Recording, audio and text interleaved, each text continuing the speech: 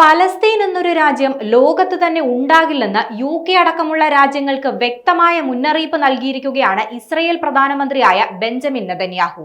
UK അടക്കം 10 രാജ്യങ്ങളാണ് പലസ്തീനെ പ്രത്യേക രാജ്യമായി അംഗീകരിച്ച് പ്രസ്താവന പുറത്തിറക്കിയത്. എന്നാൽ ഈ നീക്കത്തിന് നേരെ ശക്തമായ മുന്നറിയിപ്പാണ് ഇസ്രയേൽ പ്രധാനമന്ത്രി നൽകിയിരിക്കുന്നത്. UK, കാനഡ, ഓസ്ട്രേലിയ എന്നീ രാജ്യങ്ങളുടെ ഈ നീക്കം തീവ്രവാദത്തിന് നൽകുന്ന പ്രോത്സാഹനമാണെന്നും സമാധാനത്തിന് ആക്കം കൂട്ടുന്നതല്ലെന്നും നെതന്യാഹു വ്യക്തമാക്കി. ജോർദാൻ നദിക്ക് പടിഞ്ഞാറ് പലസ്തീൻ എന്നൊരു രാജ്യം ഉണ്ടാകില്ലെന്നും ബെഞ്ചമിൻ നെതന്യാഹു അടിവരയിട്ട് പറഞ്ഞു. പലസ്തീൻ എന്നൊരു രാജ്യം ഇനി ഉണ്ടാകില്ല.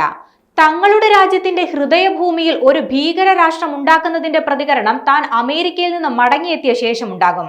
ഒക്ടോബർ 7 കൂട്ടക്കുരുതിക്ക് ശേഷം പലസ്തീൻ രാജ്യത്തെ അംഗീകരിക്കുന്ന ലോകരാജ്യങ്ങളോട് ഒന്നേ പറയാനുള്ളൂ: നിങ്ങൾ തീവ്രവാദത്തിന് വലിയ വില നൽകുകയാണ്. ജോർദാൻ നദിക്ക് പടിഞ്ഞാറ് പലസ്തീൻ എന്നൊരു രാജ്യം ഉണ്ടാകില്ല. അത് സംഭവിക്കാൻ പോകുന്നില്ലെന്നും നെതന്യാഹു വ്യക്തമാക്കി. വർഷങ്ങളോളം പലസ്തീൻ എന്ന ഭീകര രാഷ്ട്രം ഉണ്ടാകാതിരിക്കാൻ താൻ പ്രതിരോധിച്ചുവെന്നും രാജ്യത്തിനുള്ളിൽ നിന്നും പുറമേ നിന്നും ഇക്കാര്യത്തിൽ സമ്മർദ്ദം ഉണ്ടായെന്ന് നെതന്യാഹു പറഞ്ഞു. ജൂദയിലും സമര്യയിലും ജൂതരുടെ എണ്ണം വർദ്ധിപ്പിച്ചെന്നും ഇത് ഇനിയും തുടരുമെന്നും അദ്ദേഹം അറിയിച്ചു.